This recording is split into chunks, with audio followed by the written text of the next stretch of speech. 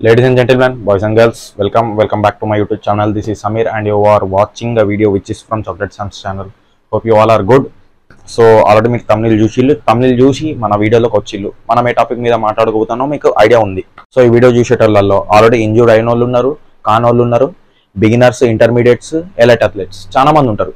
So మనం ఏం మాట్లాడబోతున్నామంటే first of all ఈ వీడియోలో నేను ఏదైతే ఎక్స్ప్లెయిన్ చేస్తానో అది నేను ప్రాక్టికల్గా అబ్జర్వ్ చేసిన, ఎట్ ద సేమ్ టైం నేను బుక్స్లలో చదివిన, సీనియర్స్ దగ్గర నుంచి సజెషన్స్ తీసుకున్నా, ఎట్ ద సేమ్ టైం నా లైఫ్లో అప్లై చేసిన. సో ఇప్పటివరకు అయితే నాకు ఒక్క ఇంజూరీ అయితే కాలే.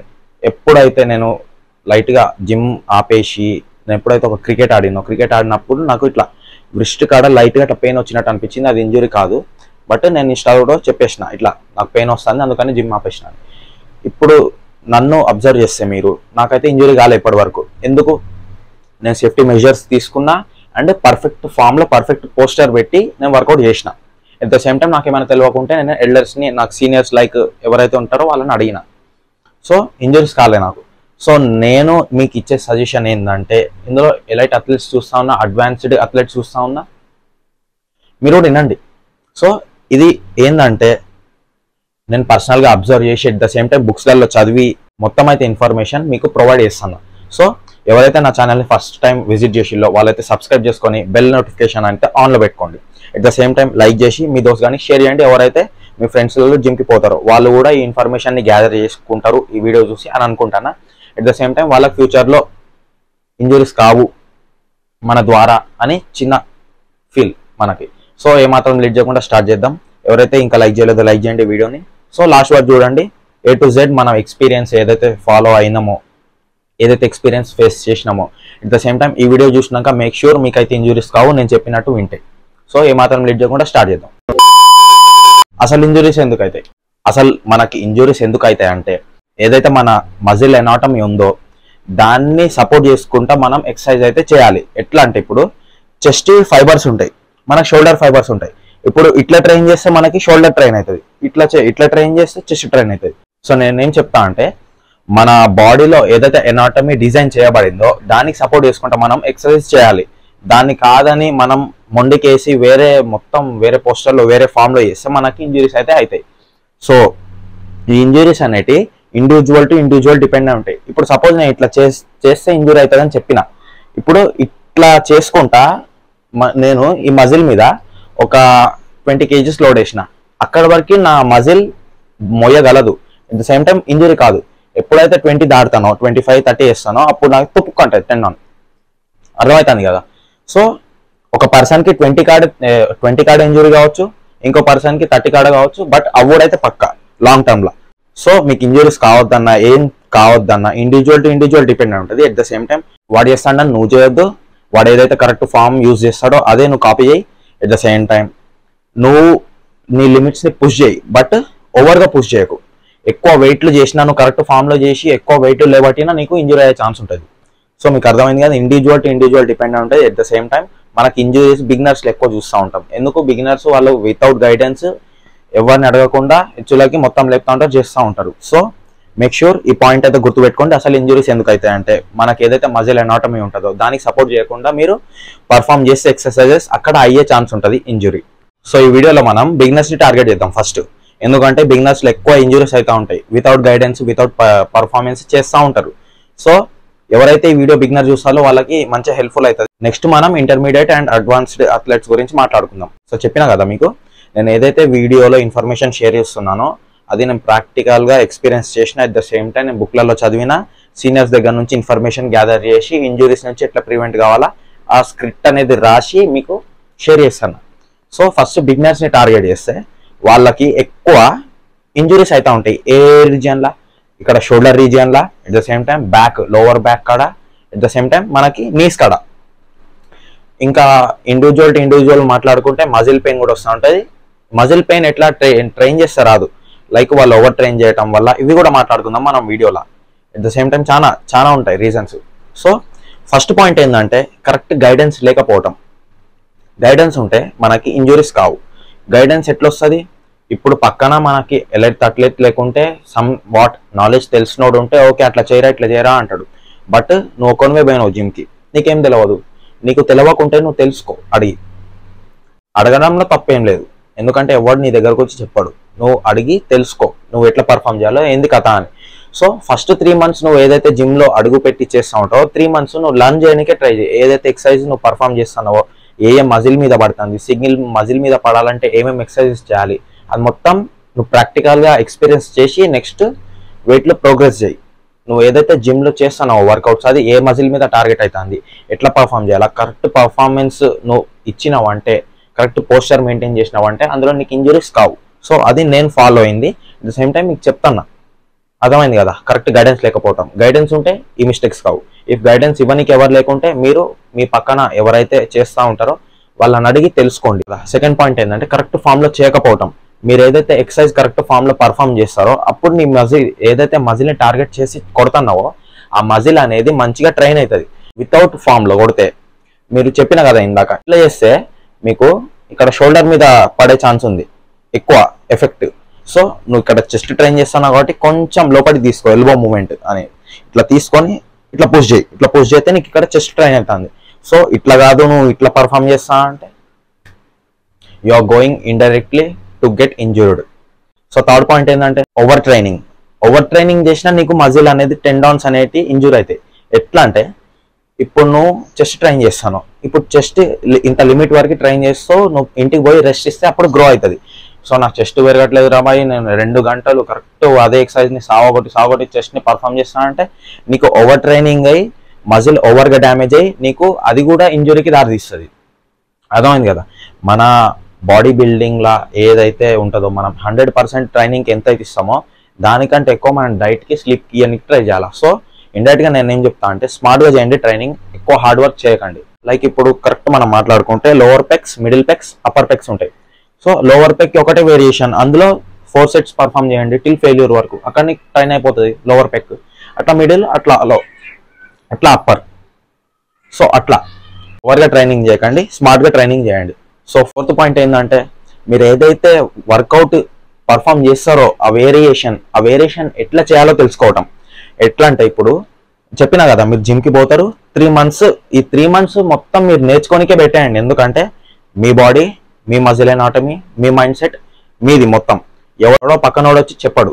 ఎట్లా అంటే మీ బాడీకి ఏదైతే కావాలో అది మీరు అలవాటు చేసుకొని మీ బాడీ ఏం కావాలనుకుంటుంది, ఏం కోరుకుంటుంది కదా. 3 months మీరు ఏదైతే ఎక్సర్సైజ్ మీద పర్ఫామ్ చేస్తాలో, లేకుంటే ఏదైనా వర్కౌట్ చేస్తాలో, ఏమైనా వేరియేషన్ చేస్తాలో, మీ బాడీకి ఏదైతే సెట్ అవుతుందో, ఏం వేరియేషన్లో మీ మజిల్ మైండ్ కనెక్షన్ మంచిగా ఉంటుందో మీ బాడీకి తగ్గట్టు ఆ ఎక్సర్సైజెస్ అనేది సెలెక్ట్ చేసుకొని ఆ ఎక్సర్సైజెస్లో మీరు మాస్టర్ కానీ ట్రై చేయండి. సో ఎవడో వచ్చి చెప్తాడు, ఏదో ఒకటి చేస్తాడు అంటే ఫస్ట్ మంత్ ఎవడో మీరు అడిగితే వాడు చెప్తా ఉంటాడు, బట్ వాడు చెప్పే 10 దాంట్లల్లో మీకు ఏది సెట్ అవుతుంది అవి మీరు సెలెక్ట్ చేసుకొని లాంగ్ టర్మ్లో దాన్ని ప్రోగ్రెస్ చేయడానికి ట్రై చేయండి. రాని వర్కౌట్స్ని ముట్టకండి. ఎట్ ద సేమ్ టైం నాకు కూడా ఇప్పుడు పుల్ ఓవర్ చేస్తూ ఉంటారు కదా, అది నాకు సెట్ కాదు. ఎందుకంటే నాకు మెడకాడ నొప్పిలేస్తూ ఉంటుంది, మనకి చెస్ట్ మీద అసలు లాట్స్ మీద అసలు పడదు. అది అసలు స్కిప్ చేసేస్తా, అసలు దాన్ని ముట్టను. నేను ఒకసారి పర్ఫామ్ చేసినా నాకు అవసరం లేదు అది.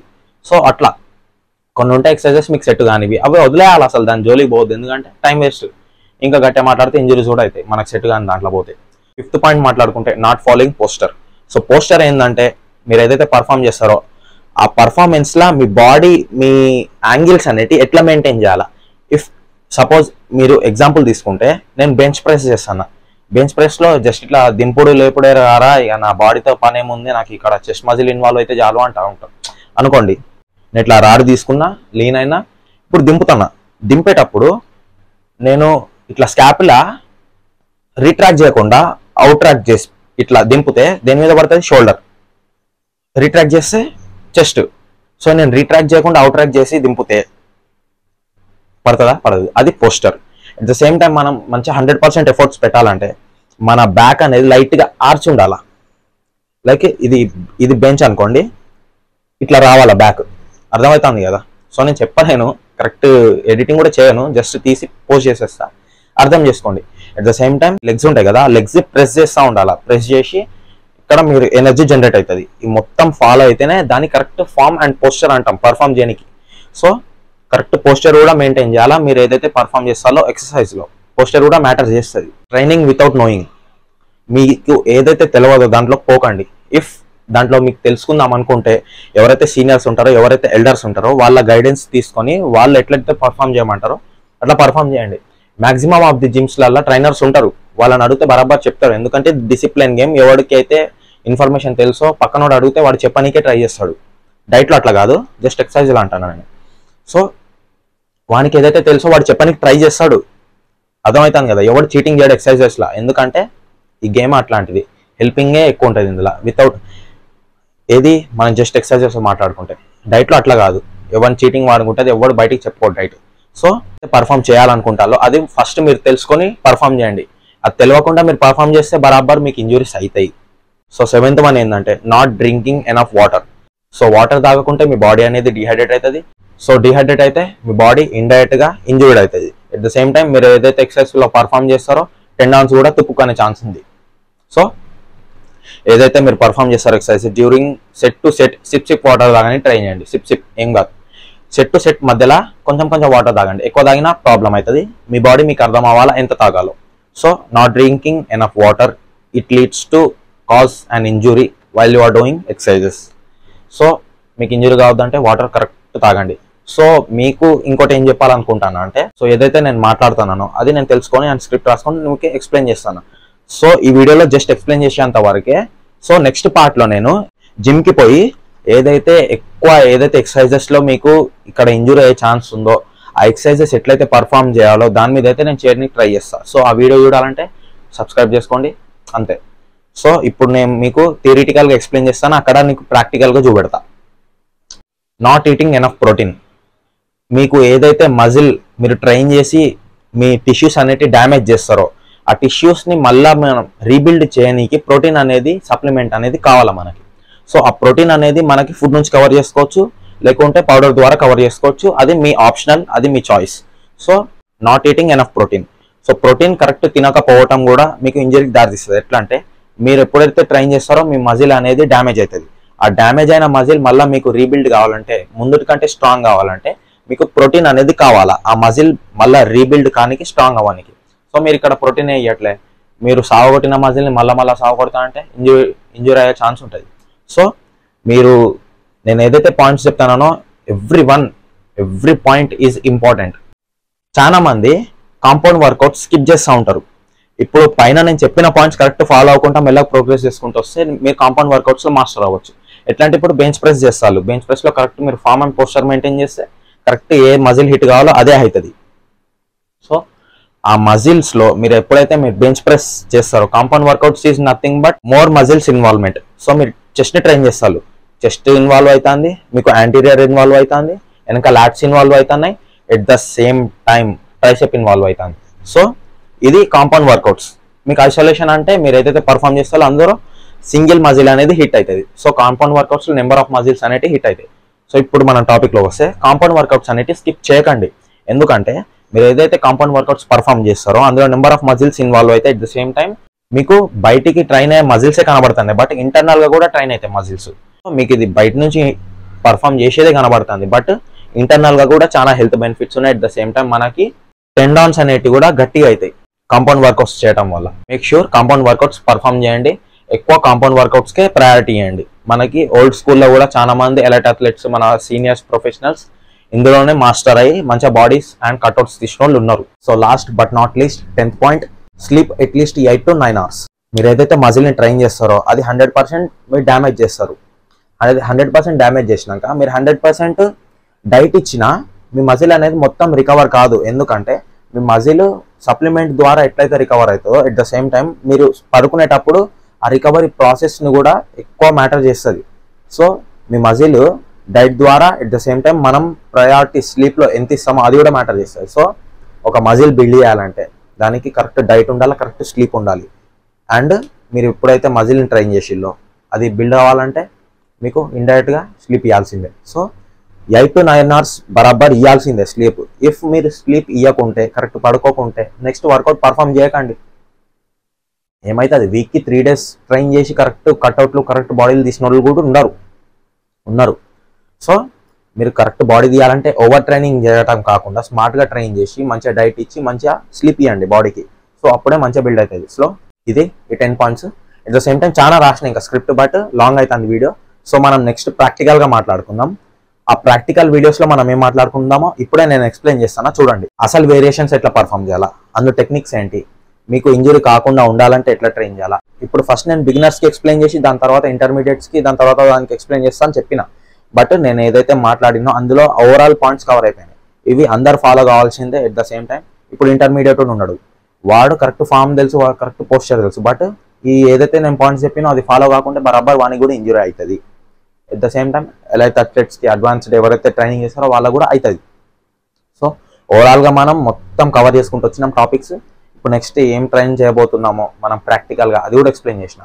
ఏదైతే మనం వేరియేషన్ పర్ఫామ్ చేస్తామో అందులో ఎట్లా ట్రైన్ చేయాలి, దాని పర్ఫార్మెన్స్ మొత్తం పోస్చర్ ఎట్లుంటుంది, ఎక్కడ వరకు లోడ్ వేయాలి, సో ఏదైతే ఏమేమి వేరియేషన్లో మనకి ఏమైనా ఇంజురీస్ అయ్యే ఛాన్స్ ఉంటాయా, సో ఏది వేరియేషన్ ఎట్లా పర్ఫామ్ చేయాలి అది మొత్తం తెలుసుకుందాం. So individual to individual chest వర్కౌట్లో మనం ఎట్లా ట్రైన్ చేయాలి, ఏమేమి వేరియేషన్స్లో జాగ్రత్త ఉండాలి అది చూద్దాం.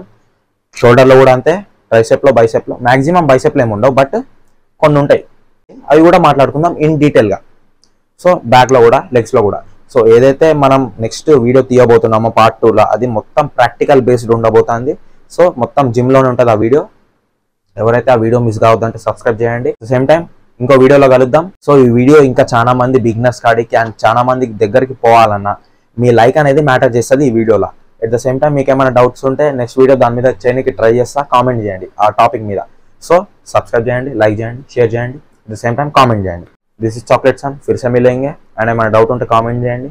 నెక్స్ట్ ప్రాక్టికల్ వీడియోలో కలుసుకుందాం. Till then love you, bye by.